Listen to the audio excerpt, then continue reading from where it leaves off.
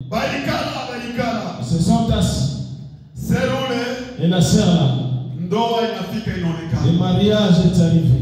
On a prédoté. On a donné la dot. Ils ont fait le mariage. On a pris la scène. Et chez lui c'était où? Il est allé à Kisangani. Il est arrivé là-bas. Et une belle maison. Il y avait de l'eau froide.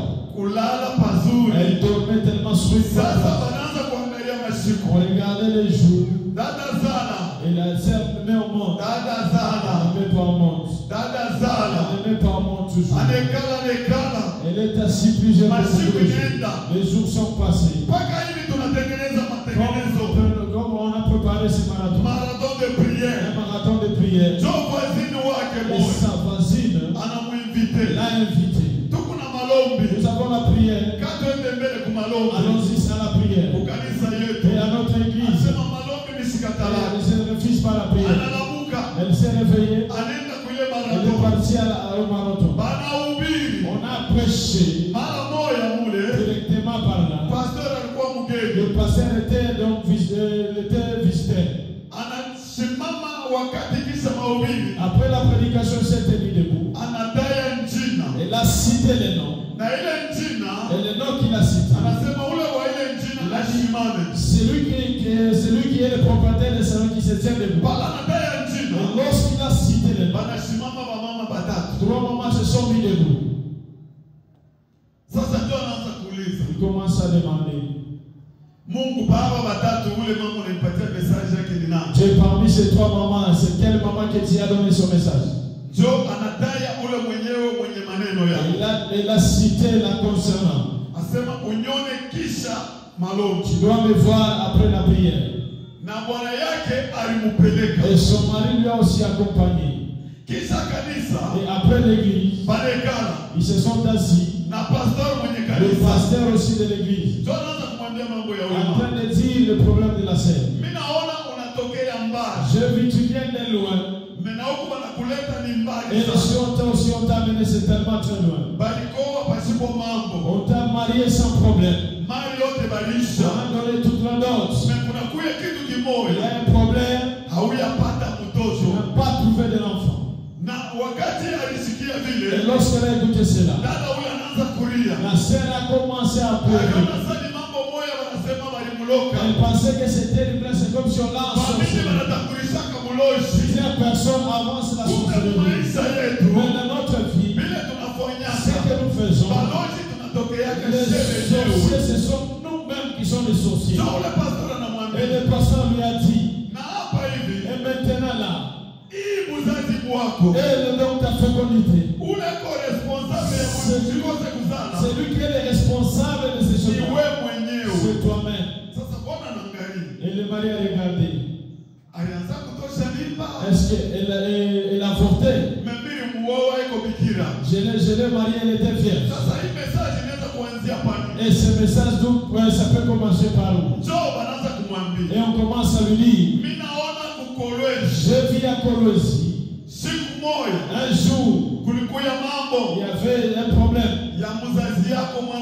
Un problème de ta maman. Et il y avait ta mère à côté. Il y avait un peu de bruit.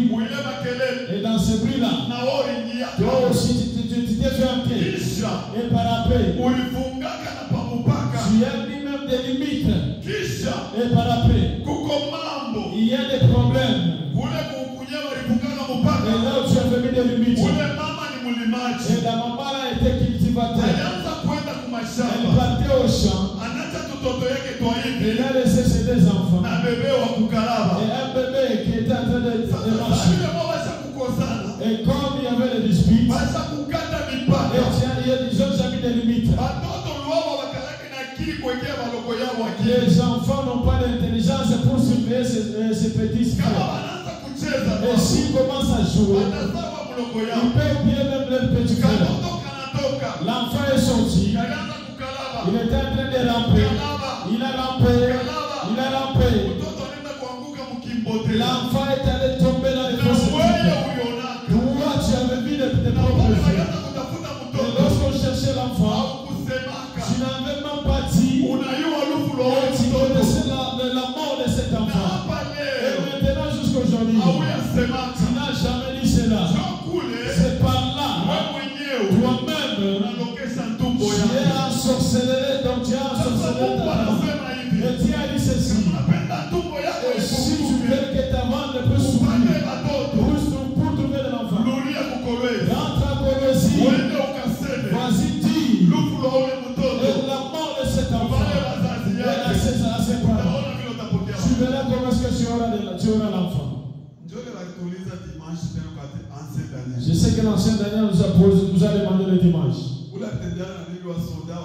Celui qui a marché, celui qui a couché avec la femme du soldat.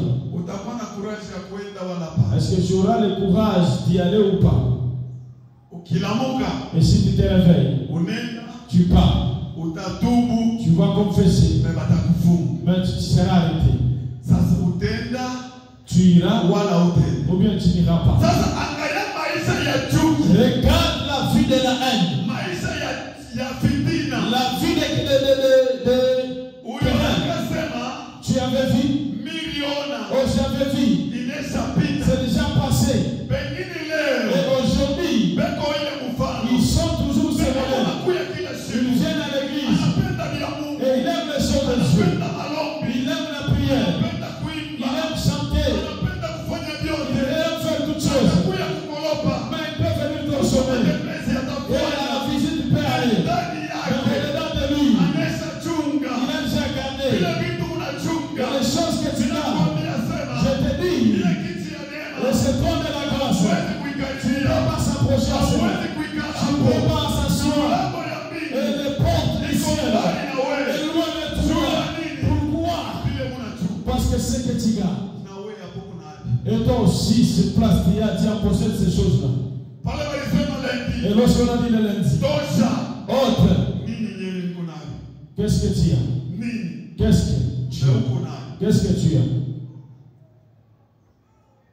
Amen. Amen. Et là, ton cœur est en train de dire, et tu gardes encore cela. Tu gardes encore cela. Et c'est toi de la grâce. Ce n'est pas à tout le monde. Tu ne peux pas s'approcher. Tu ne peux pas s'asseoir. Tu ne peux même pas toucher. Tu ne peux même pas le voir. Pourquoi? Ce que tu gardes. La haine qui est déjà passée, des rancines qui est déjà passée. Tu n'as jamais oublié cela. Et tu le dis toujours. Et si on te condamne, je ne garde pas cela. Pourquoi tu as déjà parlé de cela? Celui qui a déjà ôté cela, il a déjà oublié. Celui qui a déjà ôté cela, il a déjà oublié. Tu veux voir la main de Dieu. Amen. Amen. Et cet homme ici, c'est tellement grand. Ça ne vient pas en vain. Ça a une mission. Ça a une mission. Une seule personne. Celui qui va écouter. Celui qui va donc prendre la parole de Dieu. Celui qui va garder la parole de Dieu. Et c'est ton de la grâce. Ça va accompagner de grâce sur sa vie. Et si tu n'as pas encore écouté, et si tu n'as pas encore été cela, tout ce que tu as déjà fait de lui, tout ce que tu gardes, tu es en train de t'ensorceler. Ne dis pas que Dieu ne va pas. Même si les gens ne te voient pas, j'étais seul. Mais Dieu, il garde tout un chacun de nous. Là où tu pars, tu sors ton âme à connaître. Mais tu vois, que tu partes même à Zambie, il te voit toujours. Que tu vas même à Angola, il te voit toujours. Tout ce que tu feras, c'est lui est ouvert. Et le regard n'est pas aujourd'hui. Les gens d'aujourd'hui, ils sont en train de craindre les gens. Ils sont en train de se cacher les gens. Ils veulent aller faire le mal. Ils veulent aller se prostituer. Et là où ils veulent entrer, ils vont regarder à gauche.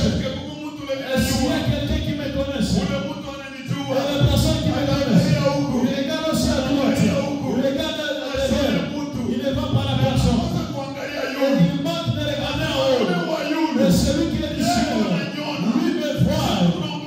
Et même si nous craignons les gens, mais les gens du champ ne craignent pas. Et c'est toi de la grâce. Ça serait tellement loin de nous. Et si cela est loin de nous, c'est pendant que la sorcière de la famille est en train d'attraper notre vie. Et nous, à notre famille, c'est tel que nous sommes. Et c'est par là que le diable te donne le courage de dire toutes ces choses-là. Chez nous, c'est tel que nous sommes. C'est ça notre vie. Mais ça, c'est pas votre vie. Dieu n'a pas créé l'homme dans une mauvaise vie. Dieu a une bonne vie sur tout dans chacun de nous. Et si la famille a mal commencé, et si la famille a été il y avait des sorcelleries, il y avait des féticheurs, il y avait des gens qui tuaient les messieurs. Et si ils se sont connus les mêmes, tu dois te renoncer. Tu dois ôter les liens de ta famille. Tu dois refuser cela. Tu as le pouvoir, l'autorité de refuser cela. Mais je ne suis pas encore de la famille. Je ne suis pas de la sang. Même si les gens m'ont donné. Mais je refuse cela, que cela ne soit pas du temps. Je refuse. J'ai déjà pris. Je suis dans le sang de Jésus. Je suis dans la famille de Jésus. Et tu verras ce qui est dans ta famille. Cela ne peut pas accompagner ta vie. Dans ce que toi tu verras. Oh, si tu dis que c'est ça ma famille. Et réellement tu vas rester dans la famille. La souffrance là, qui avait commencé avec les grands-pères. Et il a ça touche encore la tante. Ça touche encore papa. Ça touche encore le ça touche encore le et quand tu as accepté les grands-pères, toi aussi tu passeras par là. Que tu veuilles ou pas, tu passeras toujours par là. Mais Dieu, il a envoyé son fils de nous faire aussi cette grâce, de sortir dans les liens de famille. Il est mort pour nous. Il a fait un travail à la croix. Et qu'est-ce qu'il a dit? Dites le fait pourquoi? Parce que tout est accompli à la croix. Mais toi, tu n'as pas encore compris la parole. Tu es encore dans l'esprit de découragement. C'est votre hier. Oh, nous, c'est seulement comme ça. Chez nous, on ne parte pas loin. On ne parte pas loin. C'est ce que tu es. C'est la vie de chez nous. C'est tel que nous sommes.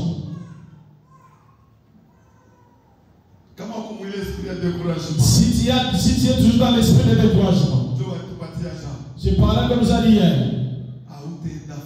Tu n'iras nulle part. Tu peux être te voir seulement. Le problème c'est pas voir. Le problème c'est pas voir. Le problème c'est écouter. Et si tu écoutes, et tu gardes la parole, et tu respectes cela, Dieu fera quelque chose. On va lire Josué chapitre 1 verset 8.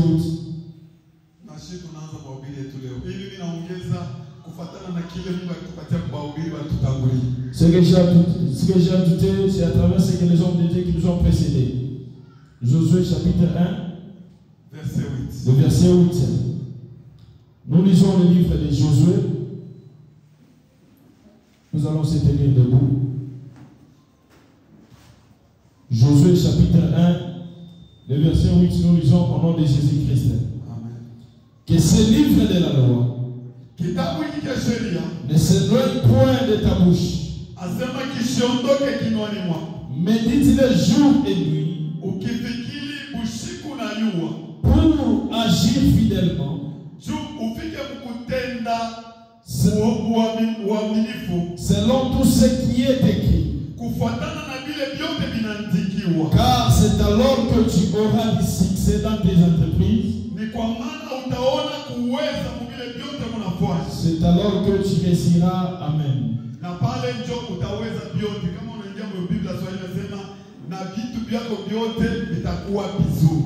Amen.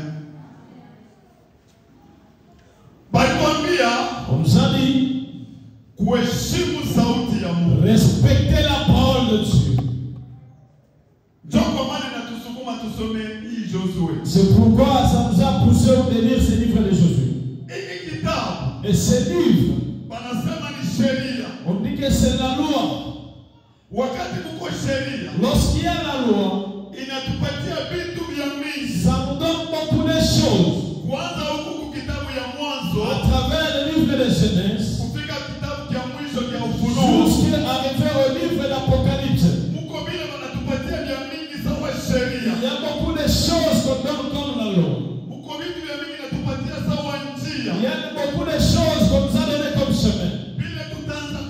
C'est que nous allons poursuivre. Il y a beaucoup de choses. C'est qu'on nous interdit de faire. Et c'est qu'on ne peut pas toucher. C'est que tu ne peux même pas passer.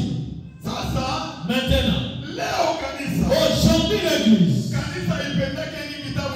L'église n'aime pas ce livre de la loi.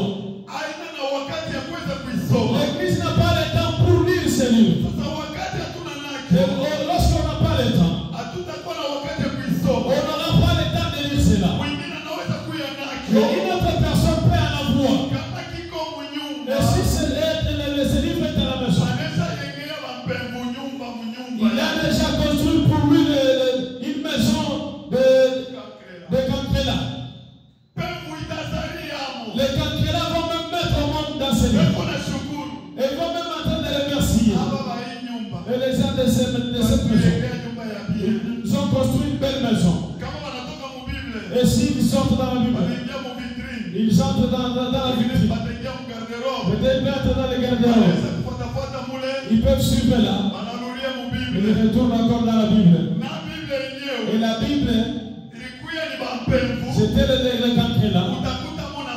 Tu vas même trouver aussi même les ailes là-dedans. Et la Bible aussi. Et si tu voulais prendre ces jours-là, c'est quelqu'un qui entre dans la maison. Et il entre. Et tel qu'il va trouver cela, c'est tellement rempli de poussière. Tu ne peux pas même pas contre les gars. Et il va rentrer.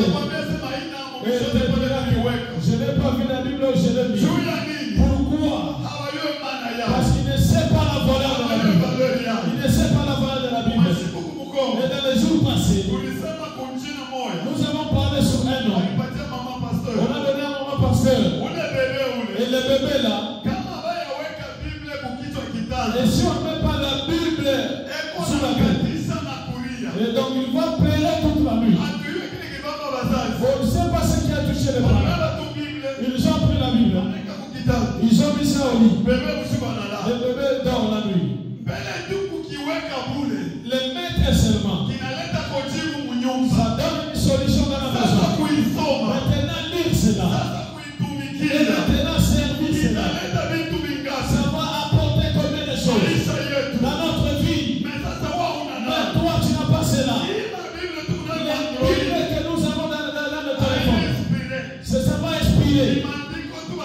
Ce sont les écritures que l'on a là-bas. Laisse-moi te dire. Et cette parole, c'est un livre. Ça va changer la vie d'une personne. Ça va faire sortir quelqu'un dans une prison. Et ça peut faire guérir. Quelqu'un dans le ventre lui fait un moment. Et il s'assied. Et il peut donc aller partout. Et il cherche. Et l'esprit des yeux lui touche. Et il ramasse la Bible. Il met cela sur son ventre. Et le ventre de ses calmes. Sans prière. Et comme on ne sait pas la valeur de ça, et la puissance qui est dans ce livre, c'est pourquoi on va parler donc de la valeur de ça. Pourquoi est-ce que je vais payer? Et notre intelligence, c'est des choses vaines. On nous dit, si tu vas lire cela, c'est livre de la loi, et méditer cela, et ce qui est écrit là-dedans, et le mettre en pratique. Et si tu le mets en pratique, et tu le seras dans ta vie, tu le seras. Et tout ce que tu feras, cela sera bon. Lire seulement. Lire seulement. Combien de lisent?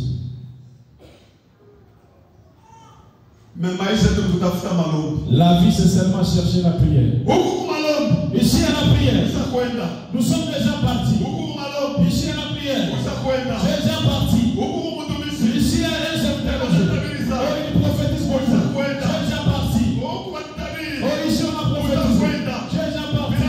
Mais laisse-moi te dire. J'ai déjà beaucoup prié. J'ai déjà beaucoup prophétisé. Quelle solution, quelle réponse que j'ai déjà trouvée? Amen. Amen.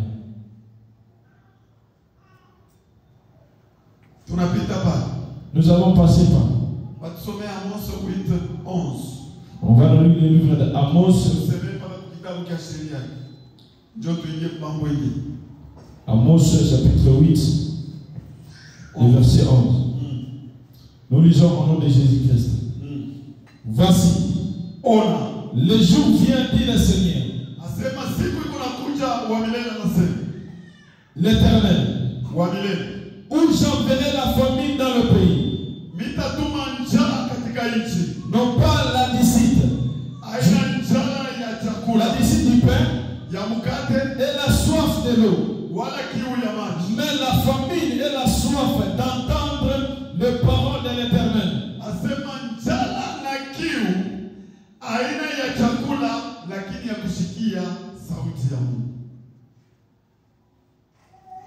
Amen. Amen. Aujourd'hui, tu vas refuser de l'entendre. Malgré que toi et moi nous sommes ici. Et nous écoutons. Et si tu ne gardes pas cela, tu ne les mets pas en pratique. Tu refuses de l'écouter. Et l'autre attend. Et que le pasteur ici ne prophétise pas. Dans la première prophétie, c'est la parole de Dieu. Et si tu vas l'écouter, et tu gardes cela, et servir cela, le mettre en pratique, et le respecter, et garder tous les commandements. Et je te le dis, je vais même passer celui qui connaît prophétiser. Pourquoi? Je ne peux pas te laisser. Il te connaît très bien. Et il me craint. Il marche avec ma parole. Il est conduit par ma parole. Tu ne feras rien de mal. Tu ne peux pas passer de mal. Tu ne peux pas garder de rancune. Tu ne peux pas te mettre en colère avec les gens. Et lorsque tu vas servir Seigneur, Dieu est fidèle. Dieu est fidèle. Et ce qu'il dit, il va toujours l'accomplir. Il n'est pas comme un homme. Aujourd'hui, il te promet à travers les solutions. Mais Dieu, ce qu'il te promet, tu vas juste le faire. Il est toujours dans l'accomplir. Pourquoi? Parce que toi aussi, tu es en train de l'écouter. Tu es en train de l'obéir. Et tu es en train de le craindre. Et il dit ceci. Et si tu me crains, tout le mal ne peut pas t'approcher. Au milieu de nous, il n'y aura pas de la maladie. Il n'y aura pas un stérile. Il n'y aura pas tout le mal. Pourquoi? Parce que vous le craignez. Je ne peux pas le craindre. Et si je ne sais pas comment marcher avec sa parole, les autres vont le craindre. Il y a quelqu'un aussi pour l'hypocrisie. L'hypocrisie. Tu pars visiter une famille. Je trouve la maman. Et ce jour-là, avec du respect avec le mari. Parce que le pasteur est arrivé là-bas. Parce que l'ancien est arrivé là-bas. Et s'il n'y a pas quelqu'un de l'église, tu trouves la maman avec son mari. Tu ne peux pas accepter.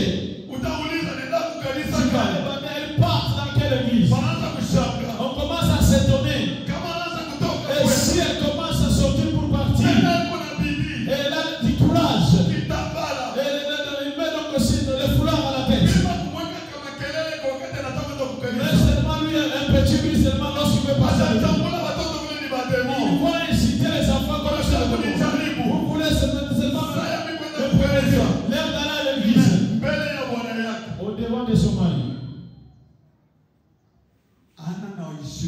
Il n'a pas de respect.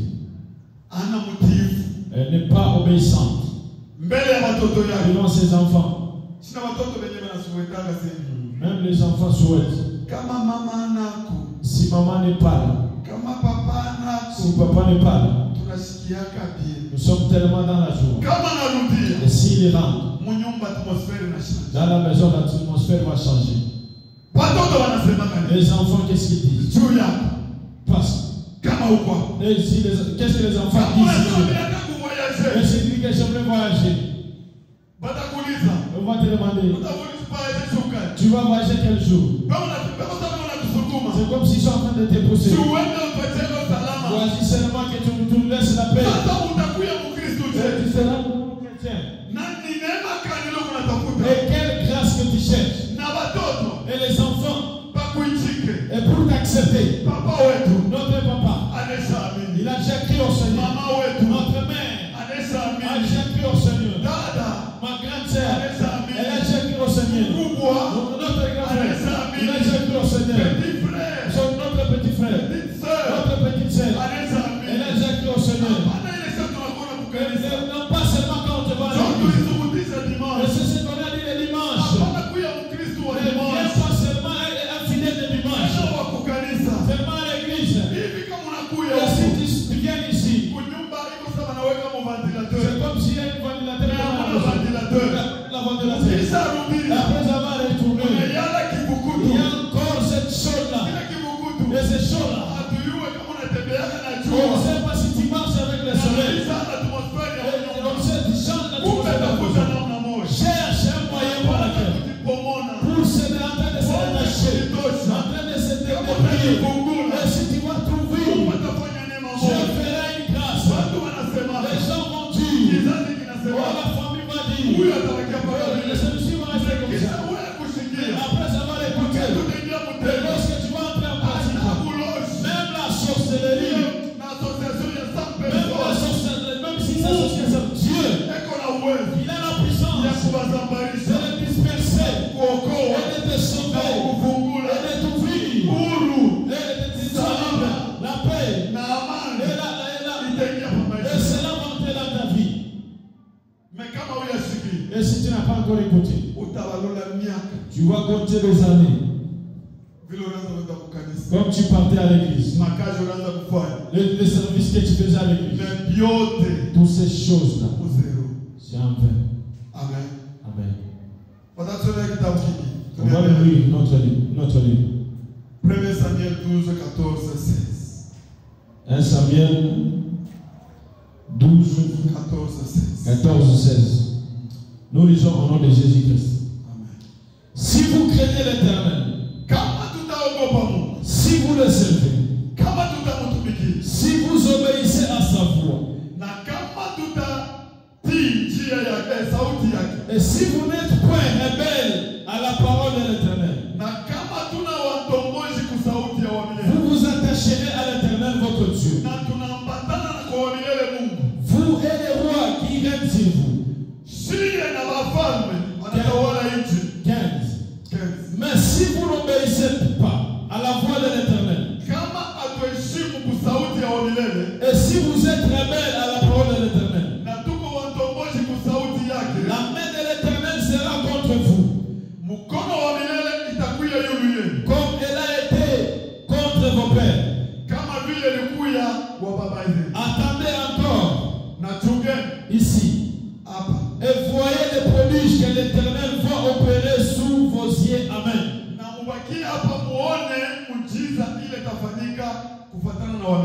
Amen, amen. Amen. Amen, amen. Frère Daniel a chocolat.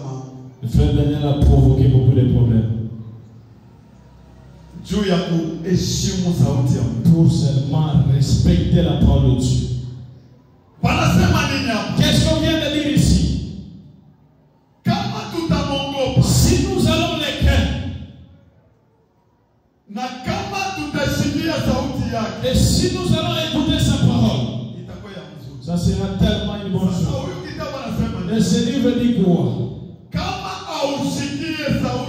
Si tu n'écoutes pas sa parole,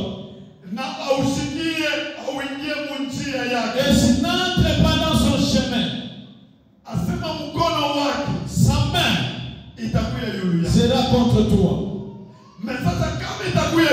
Et si sa main sera contre toi, et toi qui n'écoutes pas, ça sera comment pour toi? Tu vas écouter dans la prière. Prions. Il faut prier. Il faut de la foi. Que la main de Dieu soit au-dessus de nous. Oui, la main sera au-dessus de nous. Mais sur ta vie, et tel que tu te conduises, la main sera là. Est-ce que ça viendra donner la paix?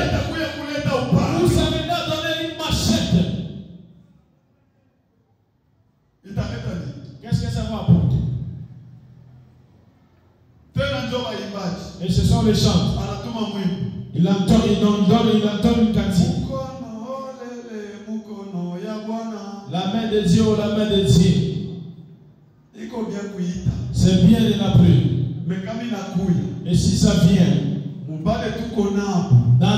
les gens que nous avons, il y a les autres qui les amènent des problèmes. Ce n'est pas venir donner la solution. Ça voudrait amener un problème de douleur. Parce que ce qu'il fera, et ce qu'il a déjà dit, c'est ce qu'il fera.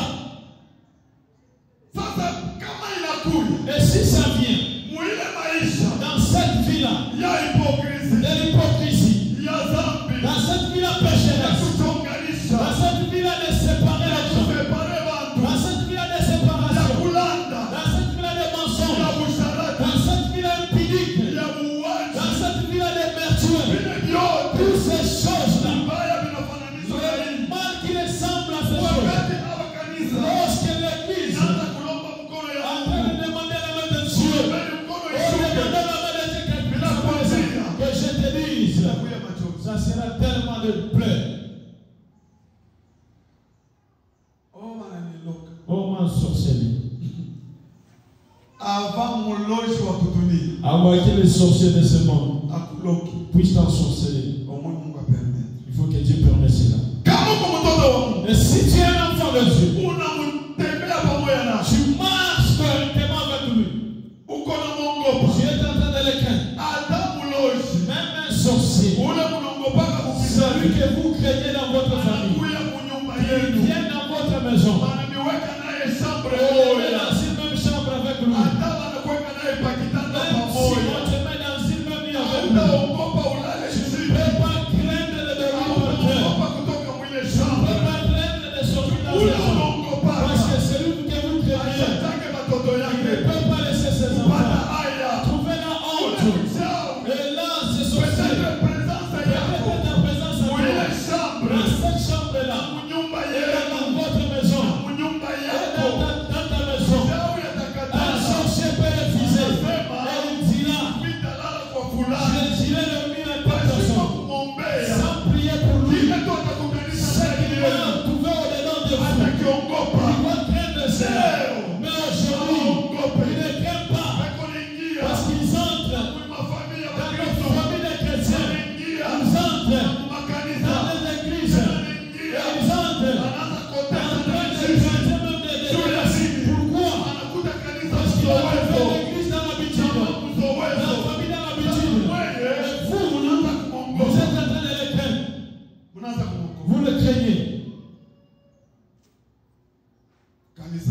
L'église de Dieu.